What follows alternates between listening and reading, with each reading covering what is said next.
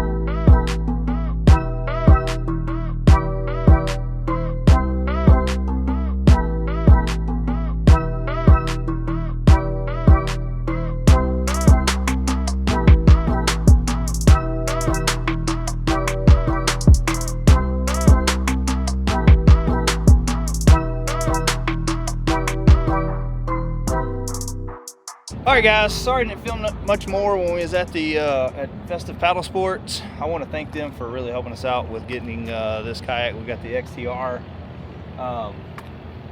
We're really excited about getting this kayak rigged out. We got a lot of things in mind after just kind of been looking at it and all that stuff. We got a few things that's kind of partially designed, so you're going to be seeing that coming out here soon. But yeah, just really excited to get this thing home and get it loaded up. It is heavy, I will tell you that. It's super heavy. It took 3 of us getting it up there. I mean, 2 of us probably could have done it, but I got my son here. He helped, and then we had the other guy there. So, but anyways, we're gonna go ahead and get this home. We are about 5.5 hours away from the house, so I'm gonna get this down to the shop. And here, the next clip you guys see is gonna be kind of our first impressions of the kayak, not out on the water, just in the shop. We'll kind of go over everything on there with you guys. And then we're going to get some stuff put on it, made up for it, and then we'll get it out on the water and give you guys our take on that. But anyways, we're going to go ahead and get this thing. We're going to go into the rest stop here, and we're going to get this thing back to Virginia. So see you guys in a little while. All right, guys. Well, we finally got the kayak in the shop. She's still a little moist right now from the morning dew.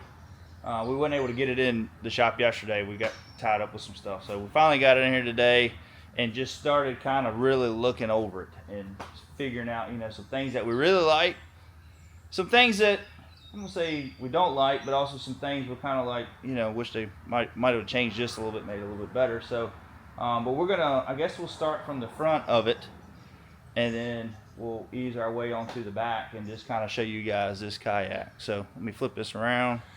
What do you think right off, James? What is your first opinion of just looking at the boat and, you know, just seeing how wide the front is? And I think it's a cool platform. I think it really is. I can't wait to get in it to actually see, to really give a good opinion on like where I could stand and how I would fish in it. But I would hope that I could fish mainly up here for me. Yeah. You know, and the very forward of the floor. But yeah, I know we did step on it here, and it did seem a little bit weaker at this spot. Well, it seemed like it was kind of flexing all through here. This was flexing, so I think this would be your main, you know, your main point of standing on the boat up here. So and I stood on it. I mean, it didn't. I mean, it held me pretty good. I'm a big dude. Yeah, I mean, I think it will. Yeah, this right here. Yeah. Didn't budge. This here did move a little bit, but like I said, I think that you know, you could put a foot on it or something like that, and you could actually land fish if you needed to run across it, I think. But like I said, until we get it on the water and actually see how stable it will be up there. But all in all, I love it. Yeah, I think it's, I mean, they give you plenty of track work up front here to mount accessories, you know, camera mounts, or if you want to put a graph up here, you got ability to do it. They also give you some mounting points here for like the yak attack. What, I can't remember what you call it, like the base. Yeah, it's got the little teeth in it. Now the only thing about this is your bow mount. So if you got something mounted there, a trolling motor on, you can't use these. Or let's say you got something else mounted here too, and you need to open this up. Well, this could get in the way of that a little bit. Yeah. But the other one we noticed was this one right here.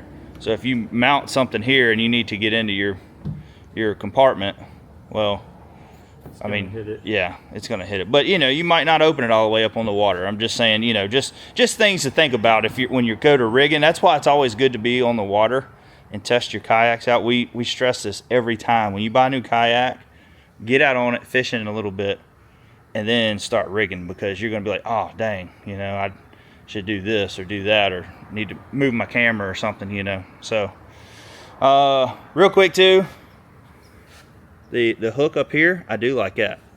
So for guys that are going to be pulling up on a trailer or winching them up on the truck or anything like that. Yeah. Now, I don't know how much it'll hold. We're going to take this cover off and we're going to see if it's got a metal backing plate on it. Yeah. See what that's like. Lord, it ain't much room. I don't think it does. I can't get my big arm up in there. No, it doesn't. So it's just two nuts? No, it's like it's just molded into plastic. So it's molded in. So, I mean, it might be. So it's got nut certs in it. Yeah. But they look like they're covered on the back side. Look, so it looks like it's like it almost looks like a T-nut that's pushed in from this side and it's plasticed over. So I would think it would hold up pretty good. Yeah.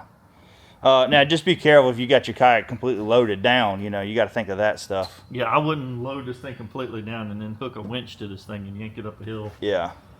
But I mean, they give you, I mean, you got drain ports here, which that's really nice because this kind of does dip down. So if you hit some big waves or whatever, your water ain't going to pull up. Mm-hmm. They run right out the side. Yeah, they run right out the side there. They do got plenty of drain recessed areas here, so even all through the floor, kind of like the new canoe, which is it's a very similar setup when it comes to the seat and the flooring to the new canoe on that part, anyways. And a lot of people like the new canoe Unlimited, very stable boat. So I think he ran with something that was working pretty good with that. But in here, as you can see, it's a good storage. Yeah, it's a good little storage area. You won't be putting, I mean, you might be able to, if you're kind of standing here to the side, you might be able to slide a rod in there, but you're going to have to bend it up. Yeah. Pretty good to I don't get think it. it's rod storage. Yeah. It would be maybe a small rod. Yeah. And then you got a piece of foam here, which is, yeah, a little piece of foam there. We got some plans for this here. Then you got your main part here. Now this is the one thing, and I'm sure they might have had to have scuffer plugs further up. I don't know, but this is the one thing I do not like, because this is your battery or tackle storage, and I don't like the fact. Now they do have scuffer plugs in them, but I don't want no water kind of getting in there. But I maybe too they did it because if it rains, Yeah. you know what I mean, you want to dry it out. Yeah. And this hole here is probably for your wires if you were to run fish finders across here or something. But the scuffer plug, if you wanted to keep it a little drier, it does fit in there. I might would cut the little tab off of it, but at least you can block it off. Yeah, keep like a downpour or water rushing over the top. Yeah. You know, if you want to keep your tackle in there, it could be tough if you got a lot of water coming in. And the other thing too is if you got a lot of water coming in, is James can shut that back real quick. You can see there's just it's a big hole here. And I'm worried, like, if you're going down the road and you got tackle and hitting bumps, like you're kind of working its way out. I don't know. I don't know the point of keeping that wide open. I'm not sure what they were thinking. I'm not saying it did a bad idea. I'm just saying I don't know why they did that. Like, what was the point? Maybe to keep it keep it. I guess if you have a battery here, maybe to put some circulation in it for the battery, maybe. Yeah, I don't know. But, I mean, they do have the battery recess spot here.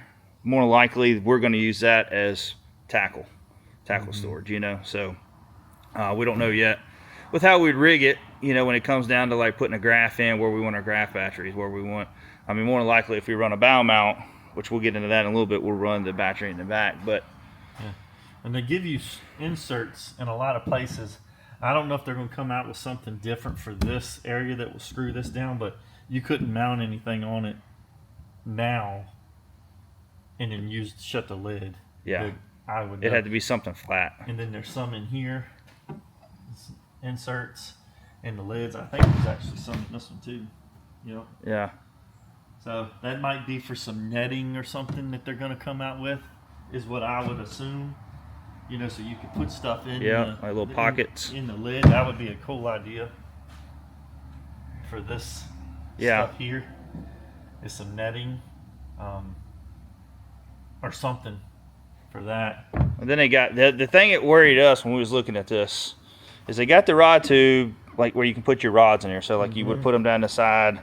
My only problem is you got to be careful with it, because if your rod tip is slipped forward. Yeah, if it's too far forward or off to the side, say it kind of gets cocked or something, you know, I would be worried that whammo. Yeah. We know what a bass boat lead does to a rod. You might smash the tip. And you know how that feels. Yeah, you don't like to smash the tip. Yeah.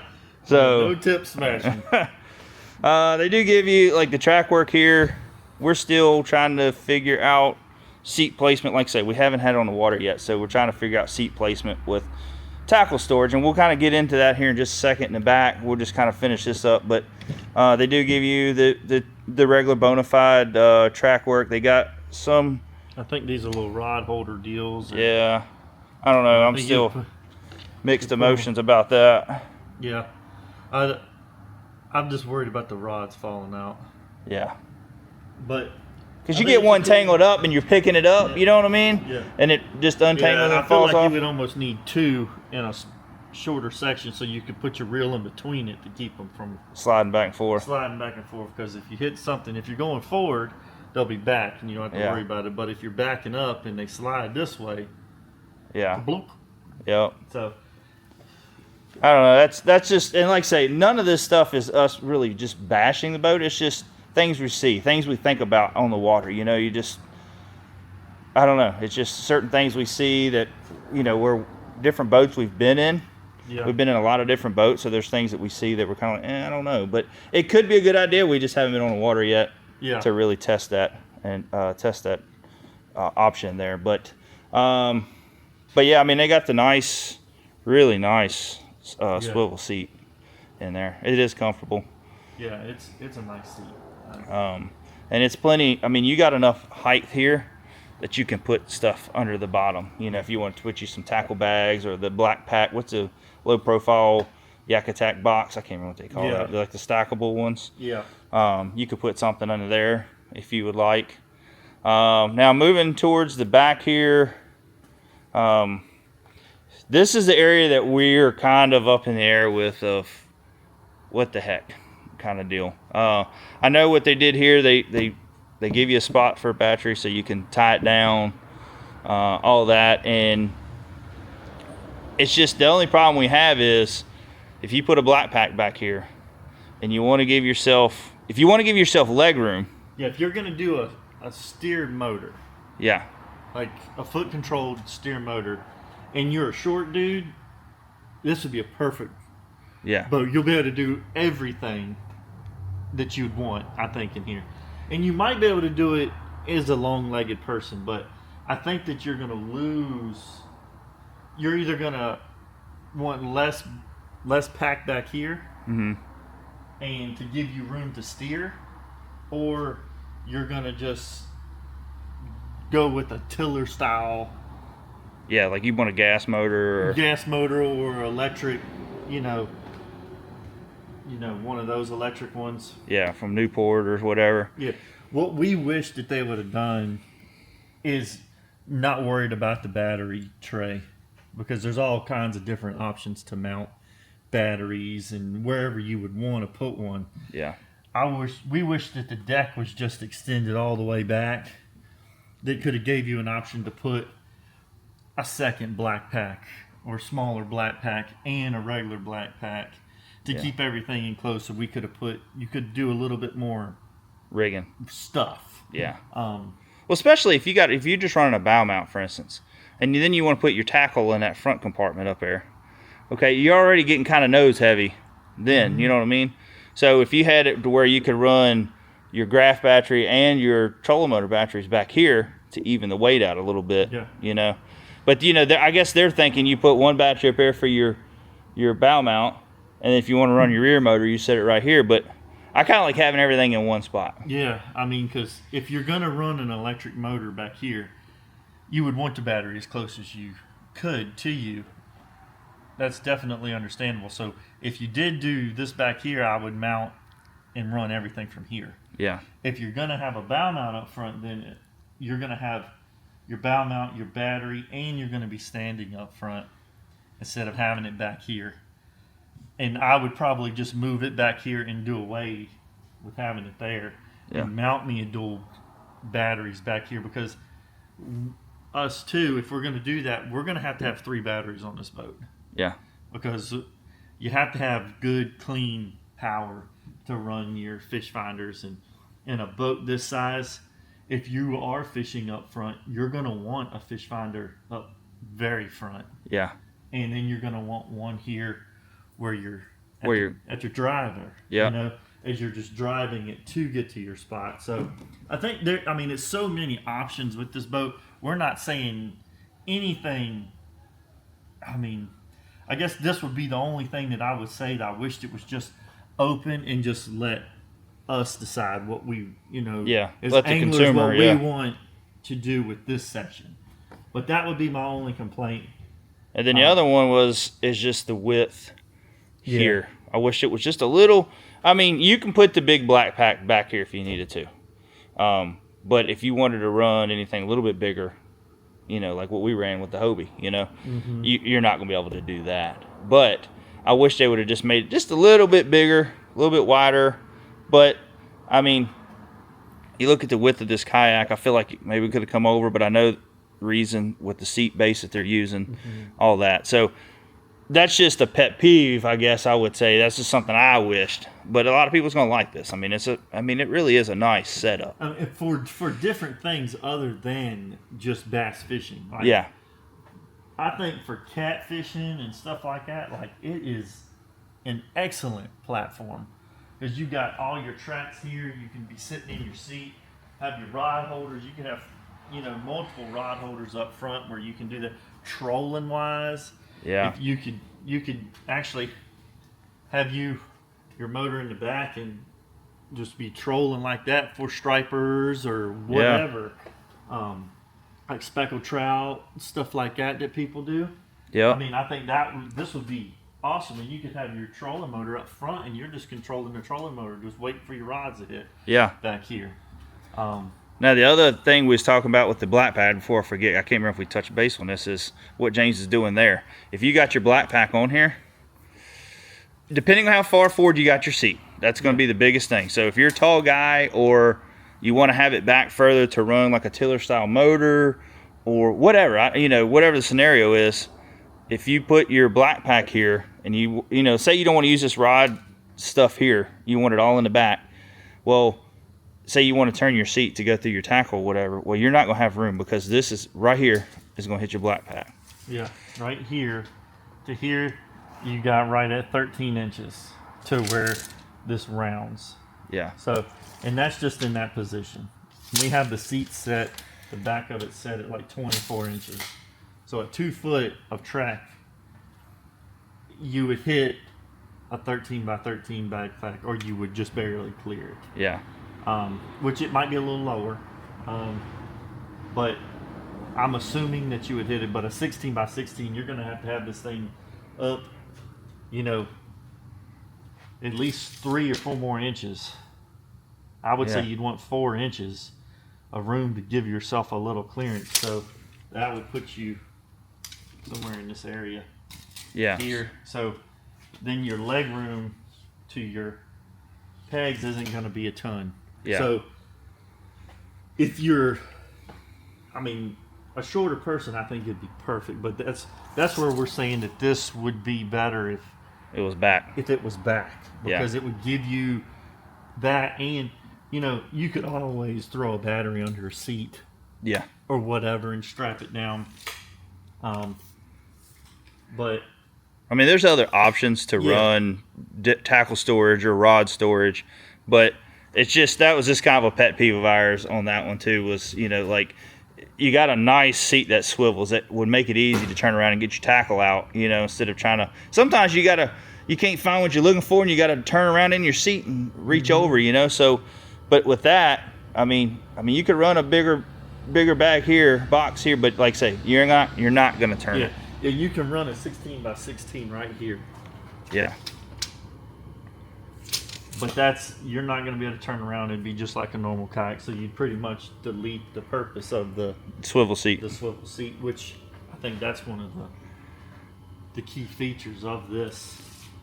Now, this is measurement, so we're kind of getting an idea, but once we get stuff in it and rig it, we'll be able to know for sure like what we got. This is just, like I say, this is our first impressions. This is what we're seeing, So, but all in all, I think it's a great setup.